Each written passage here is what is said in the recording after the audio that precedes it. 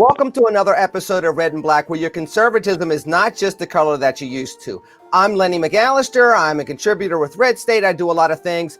But most importantly, what I'm going to do today is I'm going to make a promise to you. I'm going to promise you that this video link, or dare I say Zoom call, will not be hands-free. I promise you, you'll be able to see my hands at some point in time. That whole, hey mom, look, no hands, not this episode. And I will tell you 3 other people that will make that pledge for you, because Jeffrey Toobin has ruined it for everybody in America. You got to show your hands at least once or else.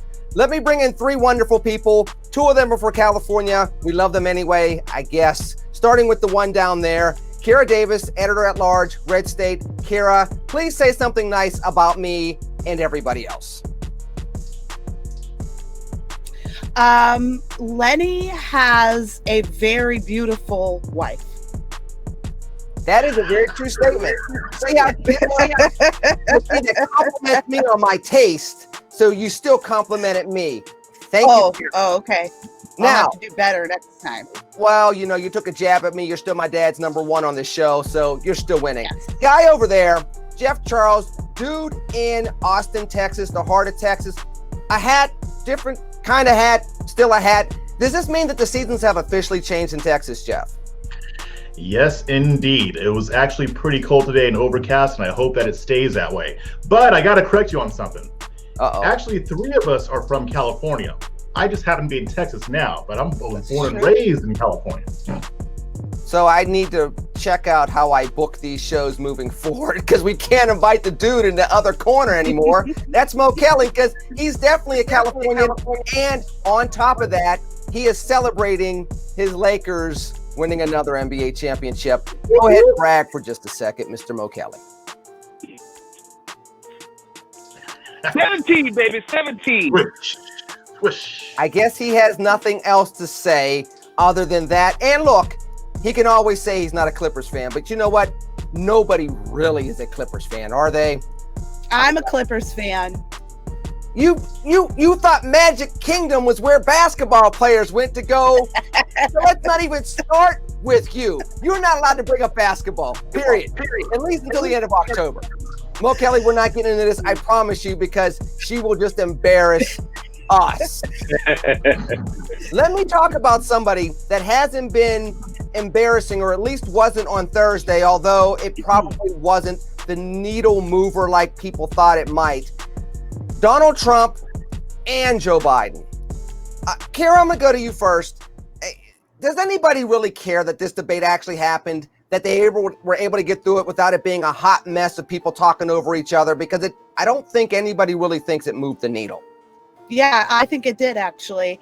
And our resident analyst over at Red State, Scott Hounsel, had been saying earlier in the week that he was looking at polls. And he was saying that with undecideds, he was thinking this might move the needle a little. Well, what he was saying, he was expressing concern, actually, that Trump had to do well to move the needle for undecideds. That's just his analysis, but without delving into it, because I'll just sound like an idiot if I try, I trusted his opinion. So I actually did think there was a little at stake for Trump here, and I wasn't sure that this format was going to favor him.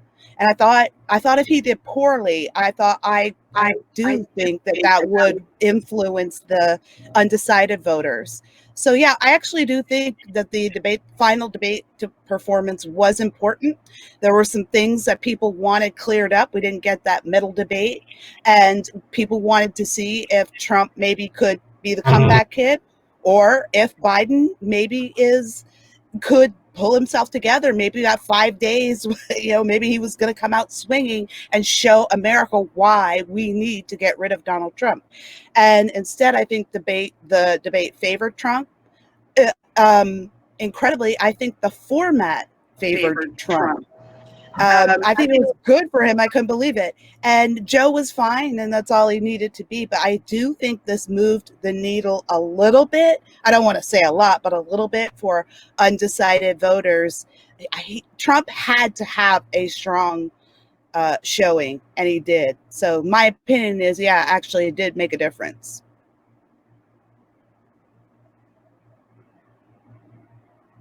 Do we lose Lenny? I don't know. Do we? I don't know. Lenny, you still there? He's the control guy. Maybe he was. He's still doing the control. Here. It was called a pregnant pause. I wanted people to reflect upon this. Oh, okay. Intellectuals, Kira. Look, I'm sorry. Well, anyway, look. Well, he showed us his hand, so I believe him. Yeah, exactly. Kira, first of all, if you would just sit there and just listen to yourself, you would actually understand what I was doing. I got it, didn't I, Jeff? I got her. Yeah.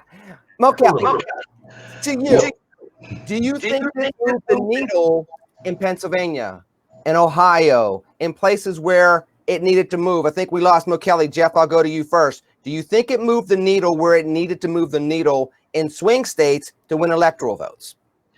I think it is very possible. I actually agree with Kira. I think among undecideds, I think they saw a different Trump today or yesterday. And I believe that the format helped them too. Now, originally, I thought that when they said that they can mute the mics, that they can just cut them off whenever. But then when I heard that it was just going to basically be that the mics were muted for the first 2 minutes, I was like, oh yeah, that's going to help him a lot. Because not only won't he interrupt, he can't. So the good thing about it, though, is that even after those 2 minutes, he showed incredible discipline compared to the first debate. I even saw moments where I could tell he wanted to interrupt and held himself back. I was watching his face, and he did an excellent job. He looked a lot more presidential. And I think for people who are undecided, which I still think that there are a lot of people who are undecided because it's down to a tough choice right now, but I think that he made people feel more comfortable with him. And I think he did much better than I thought he would, especially when it came to the race issue. I always expect him to lose on that. On this one, I don't think he did. I think overall, he did excellent. I'm not going to say that he beat Joe Biden down, but he definitely did more than what he needed to do. So I think overall it went really well for him. Mo Kelly, what do you think? I mean, in regards to moving the needle in key states, because again, we keep hearing about national polls, and we all know that national polls don't mean anything at this point in time. Right. It's what does Pennsylvania think? What does Ohio think? What does Florida think? What does Michigan think? What does Wisconsin think? With the third debate, do you think, because those margins are a lot smaller in those states than they are in national polls, do you think it moved at all? And if you do, why or why not? Let me couch it this way. I think he had a much better debate than his first offering. I think he did much better than his town hall. So without a doubt, objectively speaking, he did better than the 2 times prior in which he had the national audience. But I also am not sure at this point where it moved the needle enough where he closed the gaps in those states. People have already started voting in many of these states. So people have already formed their opinion, I would believe, in large degree. Did he close the gap? Yes. Did he overtake Joe Biden because they were sizable in some of those states? I'm not sure, and it's all speculative until we know and find out.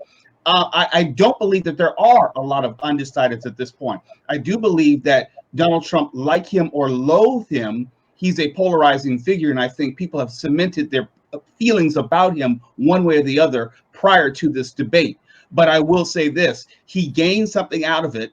He did not waste the moment, but I don't know if it's enough to change people's minds, big picture, writ large, in the way that it may swing as far as public perception all the way back to him. Let me close with this.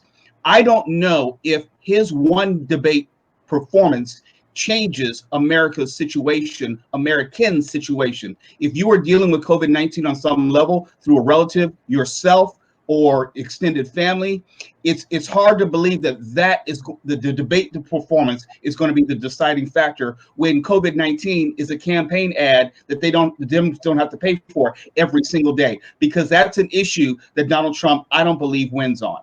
Well, let me ask this question, and Jeff, you first, and then I'll go across the screen, if you will.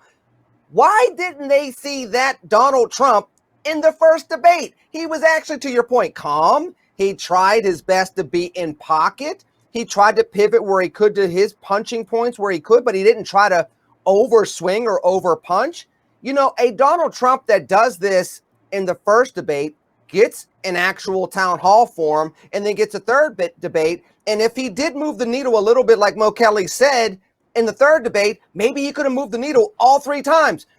Why would he waste the first opportunity? What did they put into his juju juice to make him act the way he did on Thursday unlike how he did during the first debate. Something went awry. What was that? Well, to kind of quote Will Smith in the movie Hitch, I think he saw the first debate going a little bit differently in his head when he went into it. I think that, Trump is a natural fighter. I mean, that's his natural state. He's shown that he can be calm and composed, but he likes to get in there and mix it up. The problem is that he overdid it. So I don't know. Also, I don't think he was as prepared for the first debate as he was for this one. I think this one, he looked a lot more prepared. So I don't know if it was just a combination of his being a fighter and not have really prepped for the first debate that caused that performance. I wish he would have done that in the first debate. The second one was a debate too. I mean, it was a town hall, but for Trump, that was a debate because the journalist was not there to ask him questions. She was there to debate him.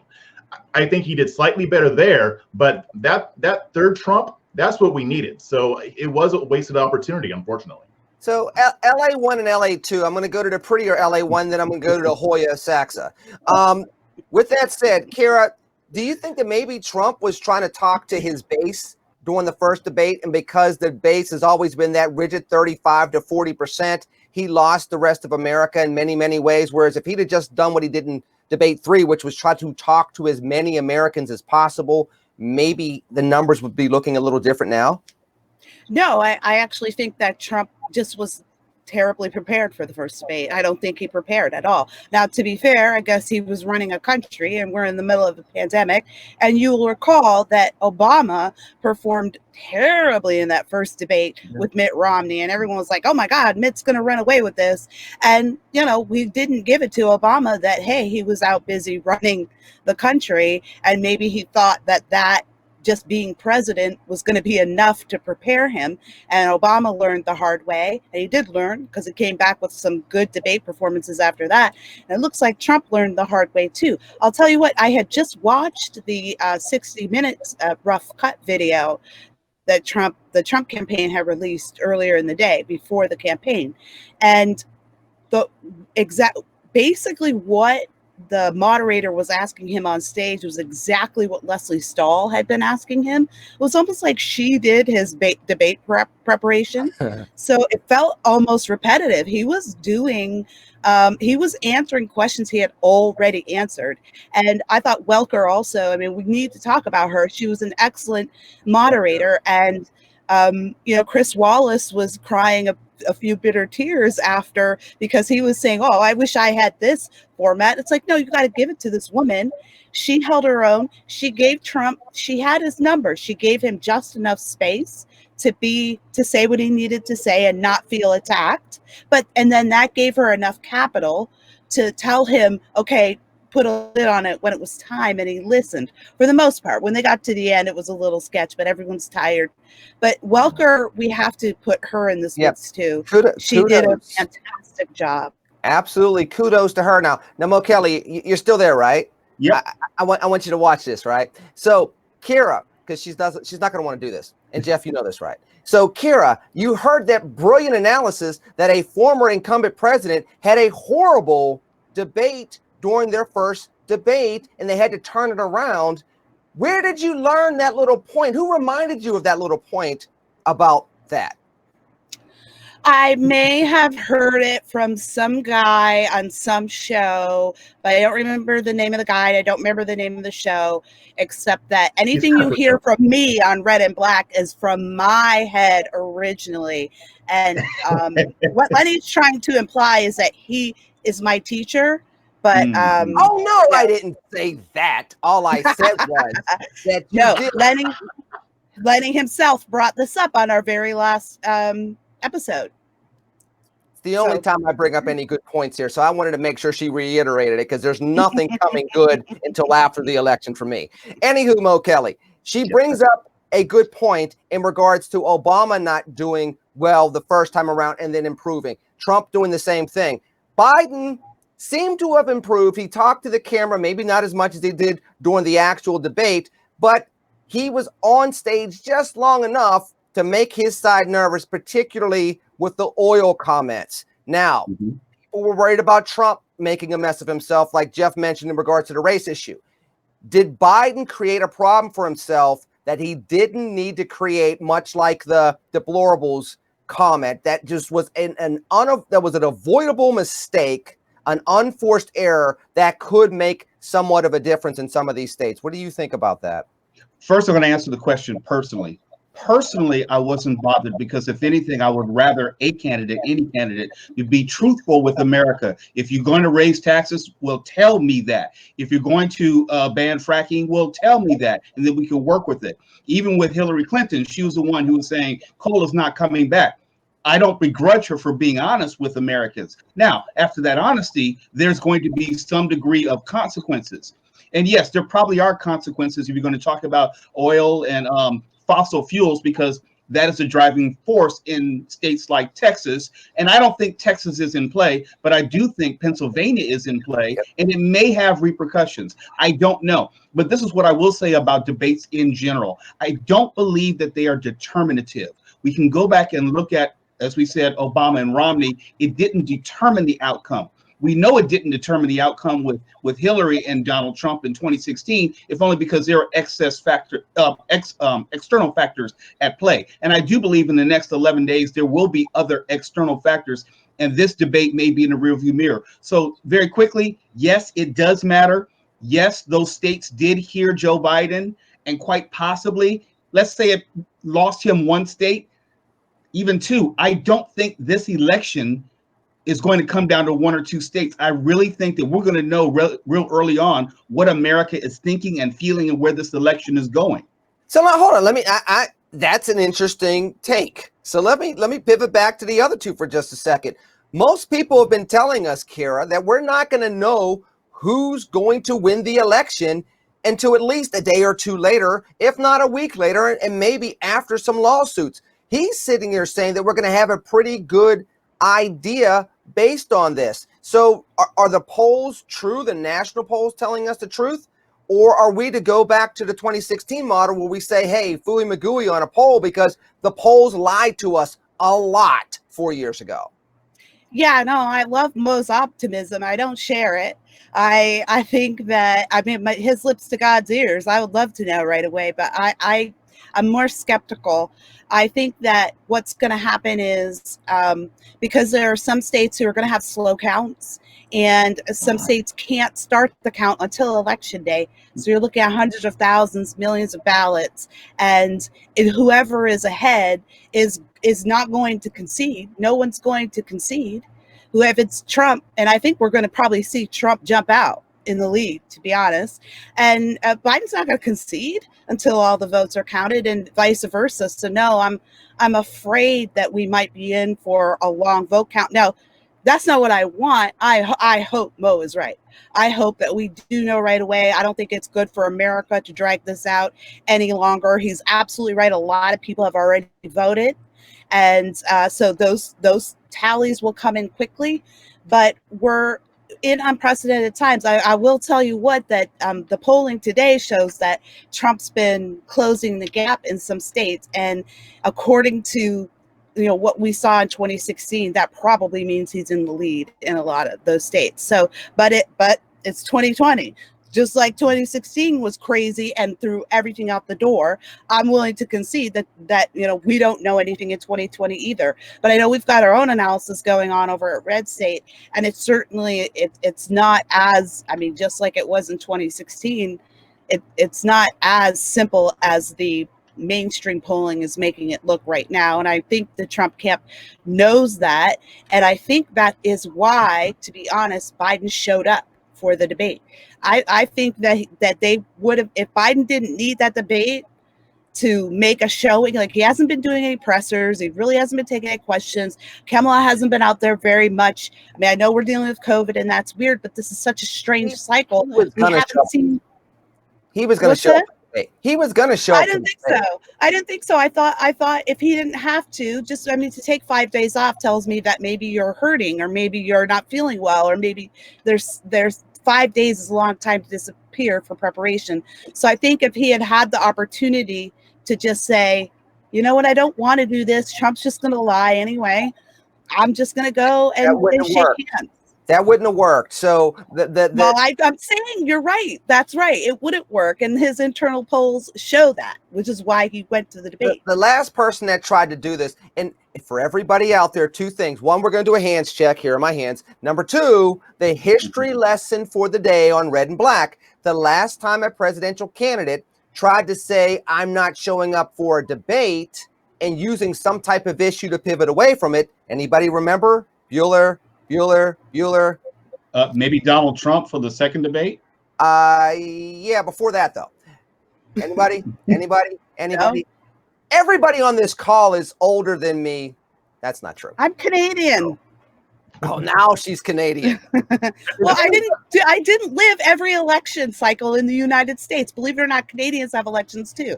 So there's a whole portion of my life in which I voted as a Canadian. So maybe tell me. Look, I got out of it as fast as I could. Okay, well, Jeff, give me a break. Listen, I'm trying to give you some lessons here.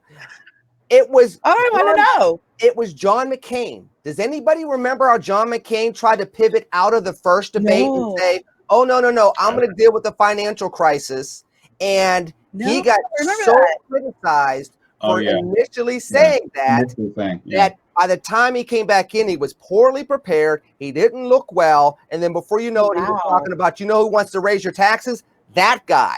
And that meme played out for the rest of the election cycle, and the state senator who became a U.S. senator quickly became president of the United States. So to your point, Kara, between the internal pollings and the optics, Jeff, I mean, the bottom line is the incumbent president is still the incumbent president, and Joe Biden, as much as he was vice president for 8 years, has still never been president. He needed the optics, and some of the statements, even if they weren't great, still allowed him to look presidential on a stage, right? Yeah, they did. I mean, and with the polling, I mean, especially with the polling that was showing him ahead by double digits, his campaign knew that those polls weren't accurate. And they very quickly came out multiple times and said, don't listen to those polls. They're not accurate. And I know why they did that. One, because they're not accurate. Two, because they don't want people to become complacent and then not show up. And realistically, I mean, we're seeing that gap close now, like Kira was saying. So I think he was definitely going to show up. I mean, even if he was ahead, even if the polls were still showing him ahead, he was still going to show up because his team knew something different. So let me go on to something that he also knew, something that he was able to see as well. And Mo, I'm going to go to you first.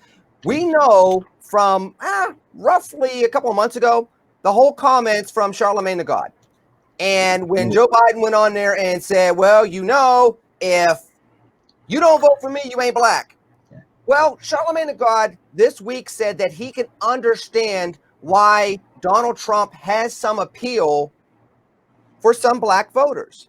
Now, I know that's not necessarily moving the needle much, but it goes back to what we've been talking about on this show and throughout 2020 in multiple streams of the media. And I know, Mo Kelly, you've been talking about it as well on KFI, which is this: black voters are sick of being taken for granted. So even if they're still going to 9 out of 10 times vote for Joe Biden in this election, they're rumbling in a way that they weren't rumbling in previous elections. And one can even go back to 2016 and say the reason why Hillary Clinton lost is because this rumbling was starting back then, and it's now continued on for the last 4 years.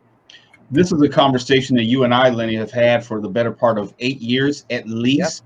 Yep. And I think if we look at the Growth and Opportunity Project coming out of, or I should say leading into Donald Trump, if Donald Trump did not become president, I think there would have been a different evolution arc of the Republican Party, and you would have seen more of a peel off from the Democratic Party. I think that was going to be the natural state. And I think Donald Trump kind of got in the way of that to a certain degree, but hasn't thwarted it altogether. And I think you're seeing some of that natural peel off from the Democratic Party.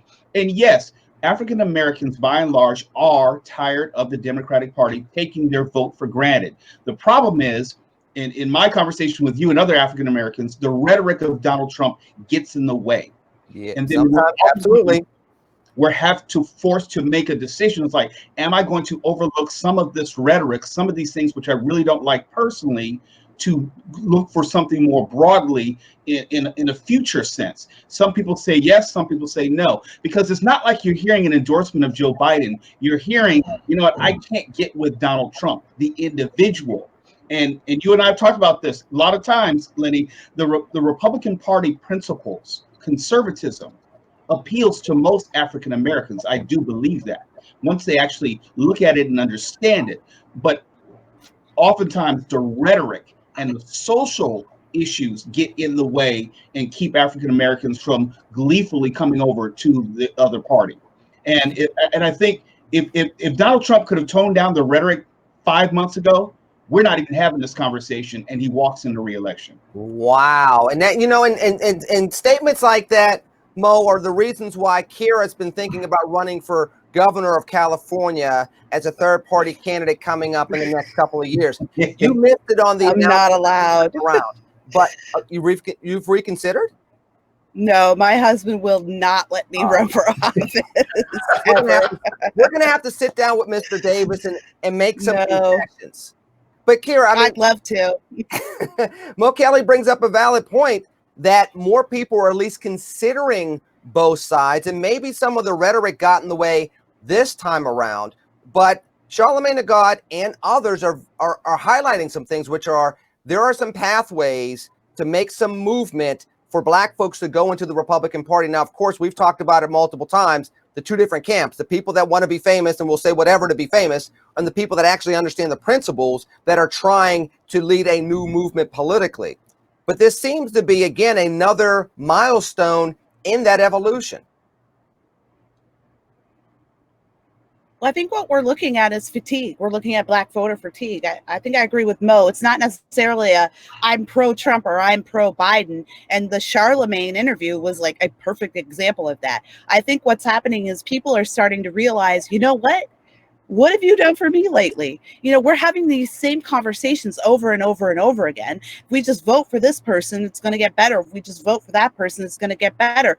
I'm seeing a renaissance in the Black community of Black entrepreneurs and those who are successful, like Cube, like Charlamagne, saying, how do we unite? How do we take what we've learned, take the power that we do have as entertainers, as a strong community? You guys know what I say all the time about Black culture being, I think, the purest form of American culture. That makes us very, very influential.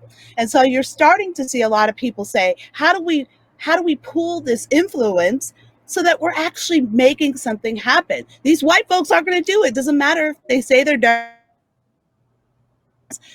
They're not bringing the bacon home. So how do we get involved? You look at a guy like Senator Tim Scott, who doesn't just talk the talk, but walks the walk. All right, let me put this plan together. Let me bring it once. Y'all reject it. All right, let me bring it again. Y'all reject that. Let me bring it a third time, and keep pushing forward. You look at what Cube did. He is like, I'll sit down with anybody. I'll sit down with anybody to get this done. I don't need Trump to hold my hand or to be my daddy or to be some kind of leader. And this is how I feel about the Republican Party too. I don't need you to be my savior or to make my life better. I need you to put policies in place that can help me succeed as an individual, and then get the hell out of my way. And that's what a guy like Cube is saying. And I think that's a message that really resonates in the Black community. We're not like leeches, We're not welfare queens. We're a proud people who want to work and earn and be a productive part of, as we always have been, of the formation of this society. And we want influence and we want political capital. And I see it every day. We're getting closer to people just being tired of it all. As far as how it affects this election, I think either way it works for Trump, because all you have to do is suppress that vote. If the vote is just saying, if the voters are just saying, look, I don't like either of them, I'm staying home. That's a pro-Trump vote right there. That's 2016. So hey. Number one, before I go to Jeff, that was a brilliant opening speech for your gubernatorial campaign. I loved it. My gosh, my husband would kill you, Lenny. And for a Canadian, that sounded awful American. Good job. I couldn't even tell your accent. And by the way, you were talking about Republicans and Blacks, and you didn't even say the phrase Democratic, and I'm not going to repeat it. So good job. You get bonus points on this show. Jeff, chime in. So we forgot somebody recently who came out and endorsed Trump, even though he doesn't like him, 50 Cent. And and the reason is telling. The reason why he's endorsing Trump is because of the taxes. He doesn't want to get taxed at 60% or 62% or whatever it was. Now, they all dogpiled on you. What? Or 50%. Or 50%. Oh, God. Okay. He had to do it. Keep going. I know, He had to. Can't help himself. I know. I get it. But here's the thing. They all dogpiled on him. But I know that there were some black men, because black men are who Trump is appealing to, that saw that and were like, I'm not going to say anything, but I agree. Because when you see that high of a tax rate, and these people want to be where 50 Cent is and have dreams of aspiring to that, they're going to have that reaction. Now, I don't know how much Trump has derailed a black outreach with the GOP, because honestly, before him, the GOP wasn't really expressing much interest in this. I think if it had been somebody from like the establishment that was sitting where Trump is right now, there would be no black outreach, because the GOP establishment has been very reticent about addressing the black community. I think that might change now, but ironically, it's Trump. Trump is the one who's actually trying to get black votes.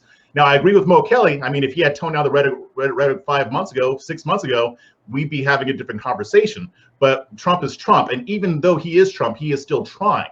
So I can see why he's starting to resonate with some people, or with younger black men.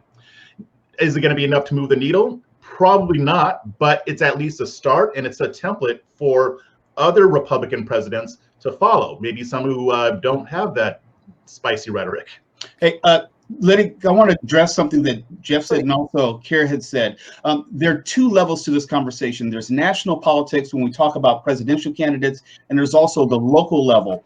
When we talk about the Ice Cubes and the Charlamagnes, they're only talking about it on a national level and think of outreach and only in terms of the president and the national agenda. If we're going to talk about the migration of African Americans to the Republican Party, then we have to talk about those local issues. We have to talk about also representation in federal offices, which is national. But if we're going to talk about pushing through policies which help African Americans, we have to be mindful. As of right now, President Trump may be asking for votes and voters, but in terms of policy, he can't get anything through if you only got Tim Scott and Hurd as a congressman who's getting ready to retire. You don't have anyone who is going to be an advocate inside. You know, you don't have a congressional black caucus of Republicans to say, hey, this is for us, this is not for us, and advocate for us.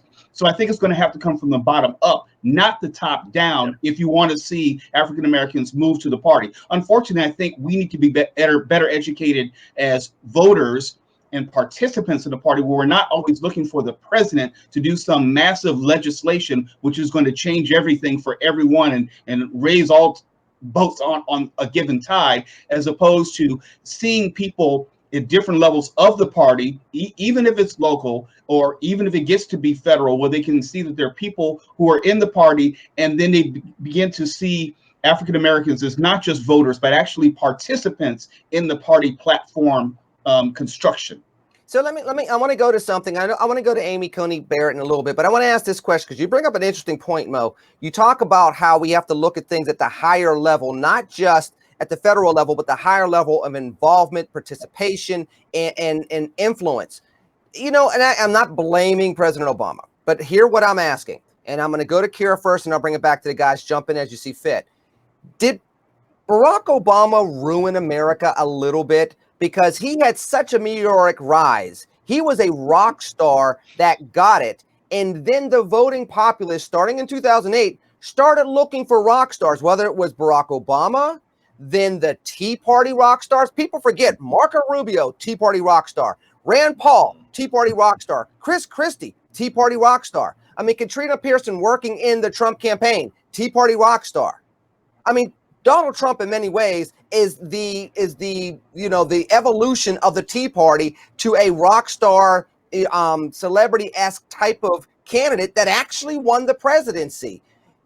Do we have to start moving away from that model so we can get people willing to get their fingernails with a little bit of dirt underneath it all over again, and in many, many ways be anonymous but still get stuff done versus what we've seen over the last 10 years? Well, it's interesting. Yeah, this actually goes right in line with what Mo was just saying, which is that this is a bottom-up problem, and government has always been a bottom-up problem. In fact, that's how our country has been structured. Everything is supposed to be a bottom-up problem. We are upside down right now, where we have gotten to a point in society where the president, and I don't think this is Obama. I don't think this is Trump. I think this is, we're not teaching civics in school anymore. So we don't teach, I'm homeschooling this year while we work out whatever's going on in our school system. And, my daughter doesn't know the three branches of government, and she's 13 years old. We're having to start from the bottom. She was surprised to know that the president can't just snap his fingers and do whatever. One of the reasons why we're so contentious right now is because there's a bunch of people out there who think that the president is a messiah, that the president is an emperor and can simply sign something into law or take it out of law, or they don't understand how the judicial branch works. They don't understand how the legislative branch works. I had my daughter asked me today if it's true that President Trump's going to end gay marriage if he wins the election. And she heard it on TikTok. Well, we had to have a talk about what's the legislature do? What's their, what's an executive order? How far can that go? It's a much more complicated question than just, oh, is this Obama's fault or this is Trump's fault? No, this is our fault. This is the fault of the American people. We're always looking to a savior. And in particular, if I may be honest for a brief moment, I think Black people in particular, since we lost Martin Luther King, are always looking for that one leader, that one person who is going to give us the answers to get us out of this situation that we're in. And again, I do think that goes back to civics. I mean, one of the failures of the civil rights movement is it didn't go far enough in preparing us to get it, as Mo said, to get into leadership, to get into those local levels, to start really working our way up to the top. So it's not such an anomaly to have a guy like Barack Obama. That is normal. We haven't been able to keep matriculating. We've lost some political capital along the way since we lost Martin Luther King. But a lot of that has to do with the fact that we're always, and now I'm just talking about all Americans, we're always looking for a savior, for one person. Unfortunately, or fortunately, however you want to look at it, our republic is not built for an emperor. It's not built for a messiah. We need to get back to basics. Start educating people about the what their power really is. The most power you have is right in, the 3 square miles of wherever you live. Let me modify that just a little bit, Jeff. Less on state senator to President Obama, maybe even more on, let's say, 24-hour news cycle, the rise of social media, the rise of reality television, all of this stuff blended. I mean, again, people forget Survivor has been around for 20 years. Then you started having American Idol and everything else, and people started living their lives through watching something on a screen. And then you have people coming into politics that's leveraging that. Maybe what's broken in politics, I'm not necessarily blaming those two. I think they're symptoms more than the cause. But maybe perhaps because we don't have the connection to civics, and because people are always looking for inspiration, whether it was King or Jackson in the 80s or Obama in the 2000s or Trump in 2016 or the Tea Party, that people are looking for something to jump on board and ride versus driving the stuff themselves. Yeah, I think so. And I think that social media and the corporate media has contributed to it. But it's also contributed to the fact that, like Mo and Kira was saying, that why we don't focus on local politics.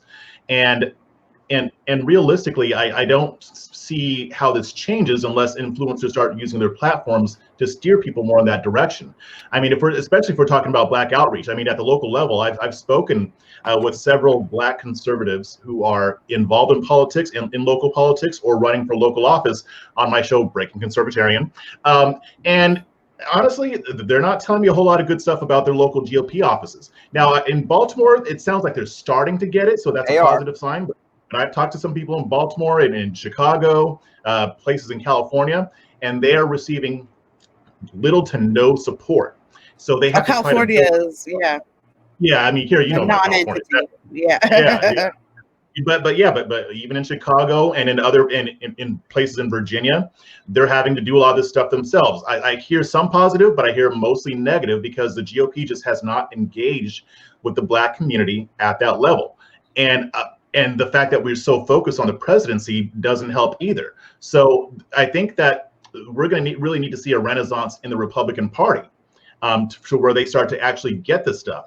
Now, again, like I said about Trump may be the one who's pushing them to do that. I mean, I know with the whole Republican National Convention, he had to fight to get all those black speakers there, but they ended up doing it. So hopefully we are going to see the start of some type of change, just without all of the vitriol and the rhetoric.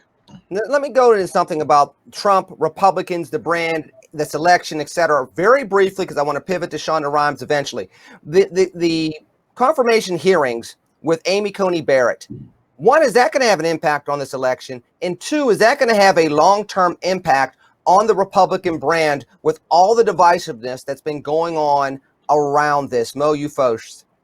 I don't think that Judge turning Justice Amy Coney Barrett is going to impact the election. If that bothered you as a Democrat, it didn't impact your vote. You were already not going to vote for Trump. If anything, you had another reason to complain. I don't think that's going to impact this election. And if we know our history, we don't know what type of justice she will be. I mean, there are people who would have sworn up and down that John Roberts would have been the most conservative justice ever, and he has not been that yet. He may and the deciding vote when it came to Obamacare, right? In 2012. So we can't necessarily assume that Amy Coney Barrett is going to be a justice in a certain way. And since we've had this talk about abortion, Roe v. Wade, well, if we go back and know our history, that decision was helped in large part because of the conservative justices who were appointed to that court. And the majority opinion was written by a conservative appointed justice. We don't know how this is going to play out. So long term, she could be any type of justice. We know what some of her personal views are, but we don't know the types of cases which will come in front of the court, which she may have some impact and import. So to answer your question, I don't think it's going to impact this election because people are very much decided, having nothing to do with Judge turning Justice Amy Coney Barrett. Long term, we'll have to wait and see. I know that's an incomplete answer, but justices are very hard to forecast. I wish that everybody on the left was, as calm and reasonable about it as Mo, because when I turn on my TV, I see The Handmaid's Tale and I see, if we elect Amy Coney Barrett, I'm going to be back in the kitchen. I'm going to lose every advantage I ever have had as a professional female. Yeah, my husband's going to make me. But is it my husband's going to make me carry more children. Like, I like that Mo's reasonable and I get it, but I don't think he's representative of most of the people that are in the public space talking about Amy Coney Barrett. I think for the most part, the conversation around her is wholly unreasonable. Let me finish. Go ahead. Answer that, but I'm going to get back to the question because the question is the brand. I'm speaking. Excuse me, Vice President. I'm speaking. You need to use that in your campaign for governor. Go ahead. No, what I'm saying is that I actually disagree. I do think there are a lot of people who, and this is how it was in 2016 too. I know a lot of conservatives who did not want to vote for Trump. They really didn't. They were going to stay home, but the Supreme Court is what got them to the polls. And it could be that there's a whole group of conservatives now that feel the same way, that are just like you, who said, hey, Trump 5 months ago, he was really bothering me. I didn't really like the way he sounded. And now they're like, ooh, but we got this. Now we're talking about SCOTUS. Thomas might retire and Breyer might retire, actually. It might be 2 more picks down the road. Like, I do think that it's going to be a factor in getting people out. But like you said, some people have already decided, they've already mailed in their ballots. But I have no doubt that there's a very large portion of the American electorate who's affected by the specter, right or wrong, whether they're right or whether they're wrong, of a new SCOTUS pick by Donald Trump or the Republicans. Senator Harris, am I allowed to come back on screen now? You may speak. Thank you. Mr. Charles, I sheepishly ask you to contribute to this conversation. Thank you. Well, I mean, Mo's right. I mean, it always seems like it's the justices who are appointed by Republicans who end up crossing the aisle when it comes to decisions. So all of this mirror, which is manufactured. It's fake. They know exactly that. They know what Mo Kelly is saying is true. They feel the exact same way, but they have to raise a huge fuss because they want to put activist justices on the Supreme Court, and this is yet another blow to that effort. But don't both sides want to put activist judges on the Supreme Court? Right now, the court has been more partisan in many, many ways than it's been in probably 50 plus years. So it's not just the Democrats that want to put activist judges up there. I mean, isn't that what people voted for Trump for in 2016, to put activist judges at the lower court so that they can work their way up to the Supreme Court? This is kind of seem like everybody's doing it these days versus just your philosophy on the Constitution. I mean, I think there's a segment of that, but I think that most people know the history and they know that, it depends on what you think an activist judge is, I guess. Yeah, that too. But the thing is, I mean, and when we talk about Roe versus Wade, I mean, the Democrats, they always have the same talking points anytime a Republican is going to appoint a Supreme Court justice. Oh, they're going to get rid of healthcare. They're going to get rid of Roe versus Wade. They know that that's probably not going to happen anytime soon. So, and I do know that there are Republicans and conservatives who want Trump to appoint judges who will reverse Roe versus Wade. But everybody knows that it's a long shot. Tony Barrett, her name has been involved all 3 times for that reason alone, Jeff. That's why her name keeps coming up. She doesn't have that much judicial experience. So but I don't think that's the only reason, though. Part of it. Lenny, let me jump in. It's terrorist versus freedom fighter. When you have the other justice come up, they'll say, or the Republicans will say, well, if you appoint this justice, they'll try to take away your Second Amendment rights. That's the red meat for the base to rile people up and say, okay, you may not understand the intricacies, I can't even say the word, intricacies of the Supreme Court, but you understand the Second Amendment. You understand abortion, and you understand how that may, in theory, impact you. So that allows people to buy in or not buy in to a Supreme Court justice nomination. When in all actuality, we know the Second Amendment is not going anywhere. Again, going back to what Kara said, civics, if you understand how an amendment is passed or even ratified or what have you.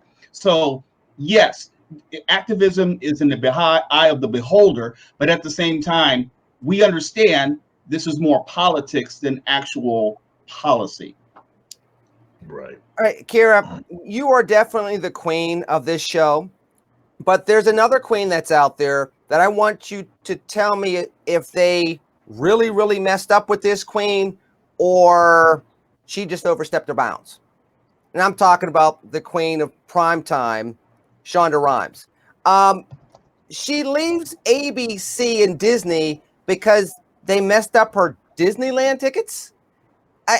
How in the world do you allow somebody that made you that much money? I mean, look, first of all, I'm just going to keep it real, right? She made Scandal. She's set for life when it comes to me. Scandal. I won't even go into Grey's Anatomy. Grey's Anatomy, not so much. But Scandal. How do you let her walk away? It's still on the air. Well, that's true. How do you let her walk away over some Disneyland tickets? Because is it because I don't care how rich or how much money you make, you're still a black woman? I don't care how much money or success you have, you're still a woman in America? I don't know if it's like, I need to put her in her place. I don't know if it was just somebody being stupid and not realizing who the cash cow was before the cash cow went to Netflix. Can you explain your perspective on this? Because I really want to hear from the Californians, which in this instance means all of y'all. Well, I wanted to talk about this story because I was having an interesting Facebook conversation with some girlfriends of mine who, I don't know if this makes a difference, I kind of think it does, who are white, and they were kind of chastising Shonda they thought that this is so elitist, like what is she complaining about? Also, if you have any experience with Disneyland, you know that they do keep their stuff tight. Like they have a lot of rules that they won't break even for celebrities, just because everything's in such high demand. So they were saying, well, this is just Disney telling her she wanted an extra ticket that she couldn't have for a family member or for like her nanny or something. I don't know. It didn't matter to me. She was only supposed to get 2 tickets and I know she wanted 4. And And so they felt like she was throwing a tantrum. But I said, I saw the situation completely differently. Oh, Shonda's not stupid, and she doesn't need the Disneyland tickets. She can buy the damn tickets if she wants. You know, the whole point is that in Hollywood, you can get whatever you want when you want it, if the price is right. And Shonda knew that. So she is their cash cow, as Lenny said. She's the most successful writer and showrunner in the history of ABC. ABC owns Disney. And Shonda decided that, you know, she had a certain value. She wanted what she wanted. And what she wanted was extra tickets to Disneyland. So she made the call because that's what she wanted as their premier talent. And they said no. And so that was her line in the sand. I do think that I don't know if her race had anything to do with it, but I definitely think being a woman in the entertainment industry has a lot to do with it. A lot of time you get labeled difficult or labeled a bitch when you're just standing up for yourself, when you're simply being a strong negotiator. Harvey Weinstein hashtag Me Too movement. Do you mean to tell me if Harvey Weinstein called in and said, I would like an extra 4 tickets for my family and their nanny that's standing at your gate right now, you think Disney says no to Harvey Weinstein? No. And Shonda knew that too. What she wanted was extra ticket. Whether or not you and I think that's indulgent, well, she's earned it, whatever.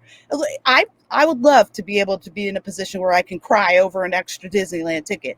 So she didn't cause a fuss. She picked up her bag and she went over to the place that was going to give her what she wanted. What she wants is extra Disney tickets. She caused one hell of a fuss, millions upon millions and millions of dollars of a fuss.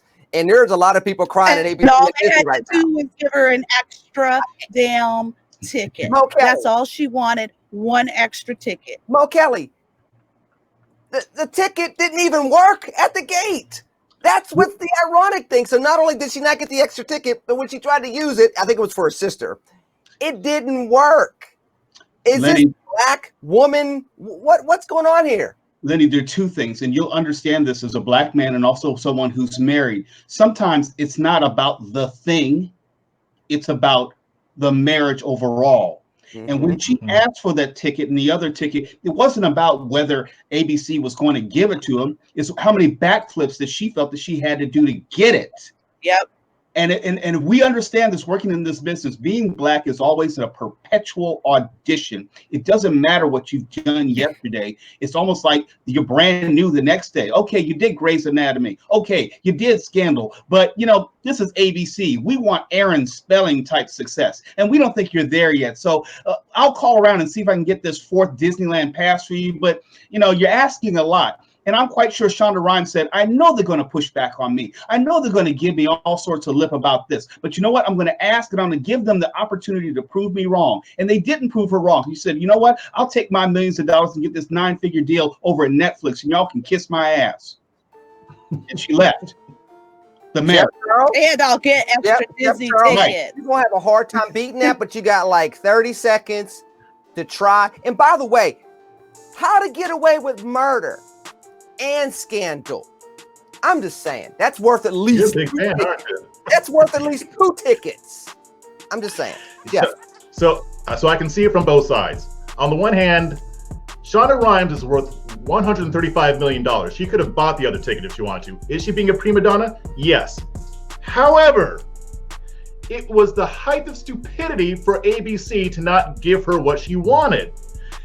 Kira Davis, when she talked about Harvey Weinstein, is absolutely right. If Harvey Weinstein would have Harvey Weinstein could have just called one person and gotten what he wanted. So yes, I do, and I don't know if there's race or sex that comes into this because I don't have evidence of it. And on top of that, I have to acknowledge she did say that this wasn't the only thing that turned her off. Hold on. I said 30 seconds. I said 30 seconds because we're about to end. Number 2. This is for another day, but do we always have to have concrete proof of somebody calling you a slur before you can sit there and say, you know you what? Have some proof. I mean, Kara just brought up the proof. Kara just brought up the proof. He's just trying to be a reasonable Lenny. He doesn't want to. I know. He's just trying to be reasonable. He's just trying to be. Look, yeah. when you see for 10 years people on the left calling everybody racist for no reason, yeah, at that point I need at least a little bit of proof. Now, do I think it's possible? Yeah, it's very much possible. I do know that in that industry, especially in Hollywood has a history of racism. So I'm not saying it's not possible. I think it's even likely. But I'm not just going to go and say ABC is racist because I don't have. I didn't say ABC and all of ABC is racist, but I am going to say this. And ABC, Bobby, if you want to fund this show, if you want to sponsor this show, by the way, we don't think you guys are racist, and we will only ask for one ticket a piece. By the way, we don't think you guys are racist. I'm a big Star Wars fan. I hear that. Let me say this real quick before we get out of here. Let me say this before we get out of here for food for thought real quick. Number one, Kira brought up a point. If it was Harvey Weinstein, does he get the tickets? Yes. So white male versus black female, we're talking about making a lot of money for people. And we already got the example. As soon as she brought up Harvey Weinstein, pre-Me Too, we all said yes, he would get the ticket. Number two, is this not the same Disney and ABC that would not run the Kaepernick episode for Blackish? So there are some receipts out there that says maybe they don't respect their black tickets. Kenya Barris has made a lot of money for ABC too. So and he's at Netflix now too. Bingo. So maybe this is a little bit more than meets the eye. I wish we had more time. We could talk about it in the chat box if you like. I'm going to go to Kira. Kira, 15 seconds. Brag about listening to yourself real quick. My podcast, Just Listen to Yourself, one of the fastest growing podcasts in news and opinion in the country right now. Very proud of that. You can find that anywhere you listen to podcasts. And of course, you can find all my writing, editor at large, over at redstate.com. Listen to the Kira Davis show on redstate.com as well. She is brilliant, and the great thing about doing this show, I get to work with 3 other brilliant people all the time. This week's guest is Mo Kelly. Mo Kelly, can you please tell us over there about your brilliance, what you do on a weekly basis? Got 30 seconds. Go, my friend. Saturdays and Sundays, you can find me on KFI AM 640 and iHeartRadio in Los Angeles. Monday through Friday, you can hear me on the Black Information Network. I do 2-minute commentaries called Mo Kelly's 2-Minute Warning. You can always find me at MrMoKelly.com and on social media at Mr. Mo Kelly, MrMoKelly on Twitter and Instagram. As fast as he said that, I wanted to say something about, other conditions also apply. That was pretty darn good. Yeah. He's a pro. Mr. Breaking Conservatarian, 30 seconds. Kind of like the pro that's underneath the box below you. Go. Yes, check me out on YouTube, Breaking Conservatarian. I'll also be coming up with my audio-only podcast soon, but check me out on YouTube. You can get me on Twitter at Jeff on the Right and read my stuff on redstate.com. Listen, folks, we love you. We always enjoy having these conversations. Mo Kelly, thank you for joining us very much. Kira Davis, I love you. You're a rock star. I always enjoy your brilliance. Jeff Charles, you're almost as smart as Kira, but one day you will be as smart as Kira, but I love you too. Folks, I love you all out there as well. Keep pushing to make America better each and every day. We believe in you. We know that you can do it, and we're trying to help you as partners and as citizens moving forward. Well, except for Kira, because she's Canadian. I'm just kidding. God bless America. Bye, everybody. Hey, TCNGB. Take care and God bless. Peace.